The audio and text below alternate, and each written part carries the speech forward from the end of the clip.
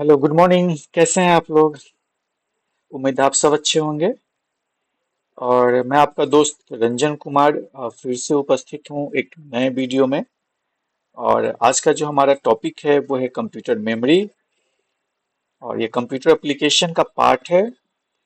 आप चाहे वो डीसीए करें, एडीसीए करें, या फिर कोई भी कंप्यूटर एप्लीकेशन का कोई भी ओ लेवल करें, ट्रिपल सी करें, तो आपको वहाँ पे मेमोरी पढ़ना होता है। ठीक है।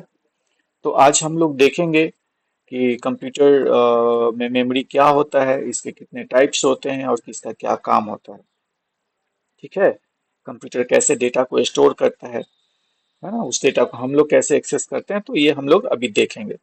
तो अगला 10 से 15 मिनट आपका जो है वो बहुत ही इम्पोर्टेंट होने वाला है। तो आप जरूर इस वीडियो को लाइन बाय लाइन देखें और जो आपको समझ में आए उसको अपने कॉपी पे लिखें। तो चलिए शुरू करते हैं। सबसे पहला सवाल आता है कि what is computer memory. Computer memory क्या होता है? Memory is the part of computer that stores data and instructions both while they are being used and for। मतलब मेमोरी कंप्यूटर का वह भाग है जो डाटा को और निर्देश को क्या करता है, स्टोर करता है। क्यों करता है? क्योंकि जब हमें उसे बाद में उस डाटा की जरूरत हो तो हम उसका प्रयोग कर पाए, है ना। जैसे think of a like a work place. जैसे कोई एक वर्क प्लेस है मान के चलो, तो वहां पे डिस्क चाहिए, RAM holds what you are working on right now. RAM ये बताता है कि आप अभी किस चीज पे काम कर रहे हैं, है ना। उसी तरीके से स्टोरेज जो होता है keeps files long term even after you leave. मतलब रैम जो है जिस समय आप काम कर रहे होते हैं उस समय वो एक्टिवेट होता है, एक्टिव रहता है।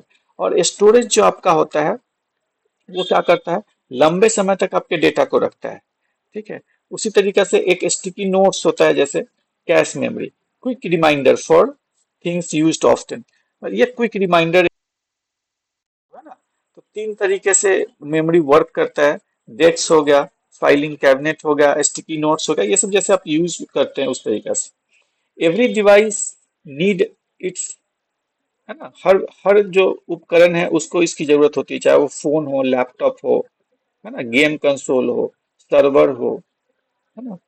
सबको मेमोरी की जरूरत होती है। अब देखते हैं स्पीड वर्सेस परमानेंस। ठीक है। Some memory is built for lightning speed, other memory is built to keep transfer safe for years. कहते हैं कुछ कुछ ऐसे मेमोरी होते हैं जो लाइटर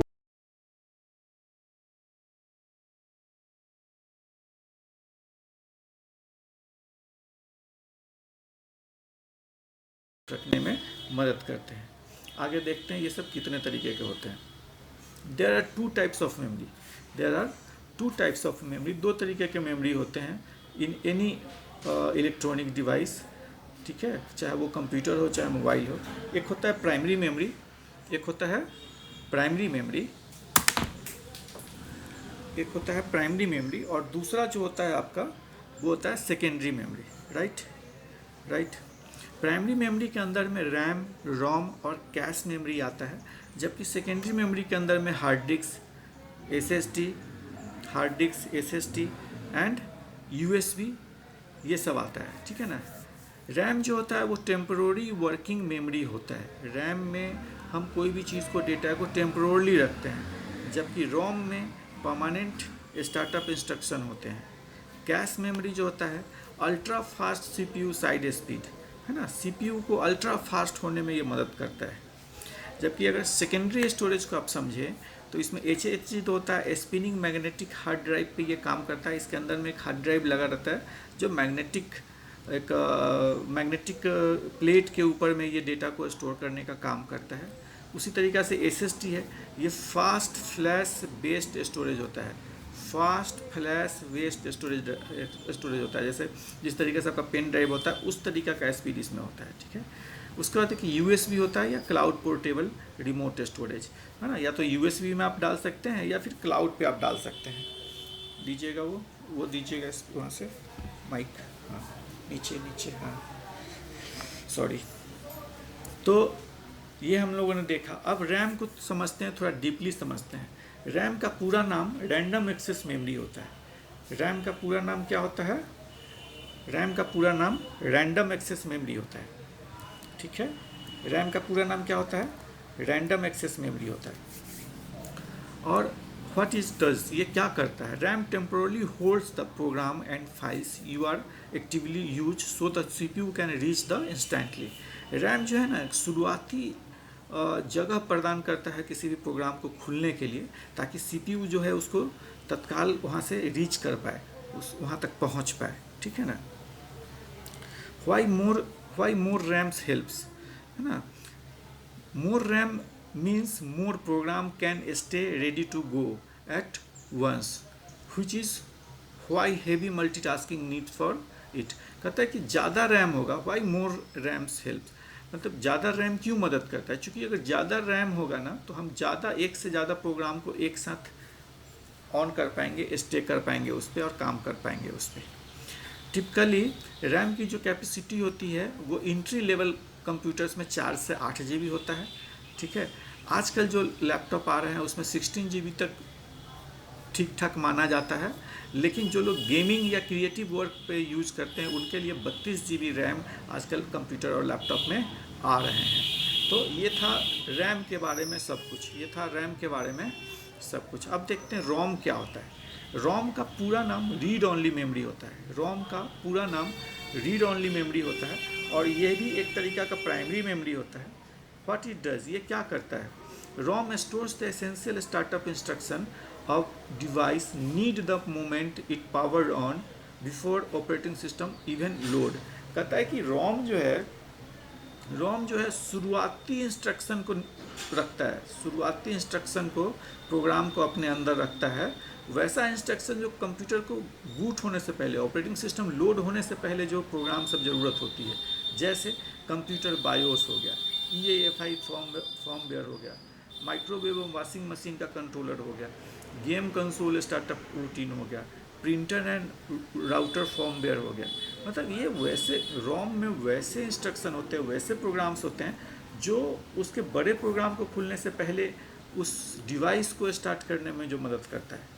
ठीक है, और यह कंप्यूटर परमानेंट इंस्ट्रक्शन को, जैसे non volatile, keeps data with no power, mostly read only, rarely changed. देखिए, जो रोम होता है ना, वो मोस्टली क्या होता है, पावर जाने के बाद भी उसका डेटा जो है उसमें उपस्थित रहता है, जबकि रैम में ऐसा नहीं होता। रैम में पावर गया तो डेटा गया। तो इसमें बहुत कम चांस होता है कि इसमें जो प्रोग्राम पड़ा हुआ है, इसमें जो इंस्ट्रक्शन पड़ा हुआ है, वो आसानी से चेंज हो जाए। ठीक है, अब चलते हैं कैश मेमोरी क्या होता है। ये तीसरा मेमोरी है, कैश मेमोरी।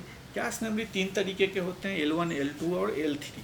ठीक है, और ये माइक्रो प्रोसेसर को क्या करते हैं, built into the CPU core, smallest and fastest for of all. कहता है L1 जो होता है सबसे फास्ट होता है, और कहाँ पे बिल्ट रहता है, कहाँ पे बना रहता है, तो CPU के कोर में रहता है, CPU के कोर में रहता है। L2 A bit larger, still very fast, share by fewer course. ये कुछ के कोर को ये शेयर करते हैं। जैसे CPU में आपने पढ़ा होगा कि कोर से बने होते हैं, मल्टी कोर का CPU आजकल आ रहा है, ऑक्टा कोर, हेक्सा कोर, ये आपने सुना होगा। ऑक्टा कोर मतलब 8 कोर वाला CPU, हेक्सा कोर मतलब 16 कोर वाला, क्वाड कोर मतलब 4 कोर वाला। तो हर कोर में एक कैश मेमोरी होता है जो उसको फास्ट करने में प्रोसेसर को मदद करता है, फास्ट डेटा को प्रोसेस करने में मदद करता है। A very small very fast memory sitting right next to the CPU, एकदम CPU के जस्ट बाद होता है और बहुत ही फास्ट होता है। ठीक है, कैश मेमोरी बोलते हैं इसको। अब देखते हैं मेमोरी हायरार्की, मेमोरी कैसे वर्क करता है। देखिए, सबसे पहले क्या होता है, CPU रजिस्टर्स होते हैं। CPU किसके पास जाता है, तो कैश मेमोरी के पास जाता है, L1, L2 और L3 के पास जाता है। उसके बाद कैश मेमोरी किससे डेटा मांगता है, तो वो रैम से मांगेगा। रैम में जो डेटा उपस्थित है वो कहाँ से ले रहा है डेटा, तो वो SSD या HDD से लेगा, मतलब हार्ड डिस्क से लेगा वो। और हार्ड डिस्क वगैरह भी अगर कुछ बाहरी चीज़ उसको उठाना है तो वो या तो क्लाउड से ले सकता है या फिर एक्सटर्नल बैकअप से ले सकता है। तो इसका स्क्रीनशॉट कर लीजिएगा, इसको अच्छे से समझ लीजिएगा कि मेमोरी एक CPU तक कैसे पहुंचता है। कोई डेटा CPU तक पहुंचने में उसको कितने प्रोसेस से गुजरना पड़ता है। ठीक है ना, तो हर एक मेमोरी के होकर उसको गुजरना पड़ता है ताकि उसको कंप्यूटर ईजिली वर्क कर पाए उस पर। और देखिए जितना ऊपर जा रहे हैं उतना फास्ट हो रहा है, जितना सीपीयू के नज़दीक जो मेमोरी है वो उतना फास्ट है। तो सीपीयू के सबसे नज़दीक मेमोरी कौन सा होता है? कैश मेमोरी होता है। उसके बाद रैम होता है, फिर हार्ड डिस्क होता है। समझ रहे हैं मेरी बात को? एकदम ये था मेमोरी का बनावट, हायरार्की। ठीक है, अब देखते हैं वोलेटाइल और नॉन वोलेटाइल मेमोरी में क्या अंतर होता है। वोलेटाइल मेमोरी वह मेमोरी होता है, वोलेटाइल मेमोरी वह मेमोरी होता है जो डाटा को डिसअपियर कर देता है इंस्टेंट पावर लॉस्ट होने से। पावर जैसे ही जाता है तो वोलेटाइल मेमोरी का डाटा लॉस्ट हो जाता है। Use for short term active work, थोड़े समय के लिए कोई एक्टिव काम करने के लिए इसका यूज़ होता है। Extremely fast to read and write, ये बहुत ही फास्ट होता है रीड राइट करने के लिए। जैसे एग्जांपल में कौन है? तो रैम है, सीपीयू, कैश है, रजिस्टर है, ये सब क्या होता है? वोलेटाइल मेमोरी होता है। जबकि नॉन वोलेटाइल मेमोरी किसको बोलते हैं? Data stay safe even the switch off, अगर स्विच ऑफ है तो भी डाटा उसका सुरक्षित रहता है। Used for long term storage, लंबे समय तक नॉन वोलेटाइल को यूज़ किया जाता है। Slower to read and write than RAM, RAM से स्लो होता है बट लंबे समय तक यूज़ होता है। एग्जाम्पल के रूप में रूप में क्या क्या? तो रोम हो गया, एसएसडी हो गया, हार्ड डिस्क हो गया, यूएसबी ड्राइव्स हो गया। तो ये सब नॉन वोलेटाइल बोलते हैं, नहीं नष्ट होने वाला, जो वैसा डेटा जो जिसमें नष्ट नहीं होता वो डाटा, वैसा मेमोरी। ठीक है, अब समझ में आ गया होगा कि वोलेटाइल किसको बोलते हैं, नॉन वोलेटाइल किसको बोलते हैं। अब चलते हैं देखते हैं types of long term storage. लंबे समय तक स्टोर किस किस चीज़ में रखते हैं? तो सबसे लंबे समय तक हम लोग हार्ड डिस्क को यूज़ करते हैं, एचडीडी बोलते हैं उसको, हार्ड डिस्क ड्राइव। ठीक है ना, ये मैग्नेटिक पे आधारित होता है, बहुत ही कम दाम का होता है, लोअर कॉस्ट होता है इसका। ठीक है, उसके बाद एसएसडी होता है, सॉलिड स्टेट ड्राइव, ये आजकल नया है, हर लैपटॉप में लगभग एसएसडी अभी आने लगा है। ये फ्लैश बेस्ड चिप्स होते हैं, ठीक है ना, जिसमें कोई मोटर वोटर नहीं होता, सिर्फ चिप्स होते हैं, उस पर डेटा को ये रखता है। अब बहुत ही ड्यूरेबल होता है। उसके बाद यूएसबी ड्राइव्स होते हैं, इसमें लंबे समय तक आप रख सकते हैं। यूएसबी तो बहुत समय से आप लोग यूज़ करते होंगे म्यूजिक सिस्टम में या फिर टीवी में, हम लोग पहले वीडियो डालते उसको देखते थे। और क्लाउड स्टोरेज मतलब इंटरनेट पे जब आप डाटा को रखते हैं। तो इतने 4 तरीके से अभी डाटा को स्टोर किया जाता है। ठीक है, how it all works together, ये सब साथ में कैसे काम करते हैं। तो स्टोरेज जो है वो रैम को डेटा देता है, रैम कैश को देता है और कैश सीपीयू को देता है। ये पहले भी मैं समझा चुका हूँ। स्टोरेज जो है वो रैम को डेटा देता है, रैम कैश मेमोरी को देता है और कैश मेमोरी क्या करता है? वो सीपीयू को देता है। ठीक है, इस तरीक़ा से मेमोरी वर्क करता है। How we measure memory, memory को हम कैसे नापते हैं?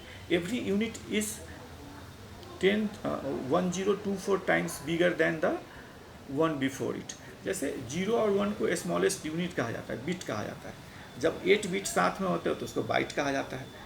जब 1024 बाइट एक साथ हो जाते हैं तो उसको किलो बाइट कहा जाता है। फिर किलो बाइट से बड़ा होता है मेगा बाइट। जब 1024 किलो बाइट एक साथ होते हैं तो उसको हम 1 मेगा बाइट बोलते हैं। जब 1024 MB एक साथ होते हैं मेगा बाइट तो उसको हम 1 गीगा बाइट बोलते हैं। और जब 1024 गीगा बाइट एक साथ होते हैं तो उसको 1 टेरा बाइट बोलते हैं। ठीक है ना, ये मेमोरी का कैलकुलेशन है, बहुत इंपॉर्टेंट है, इसको याद कर लीजिएगा, है ना। Bit byte, kilo byte, mega byte, giga byte, tera byte, ऐसे गाना गा के इसको याद करना है। ठीक है, अब देखते हैं रैम वर्सेस रोम वर्सेस स्टोरेज।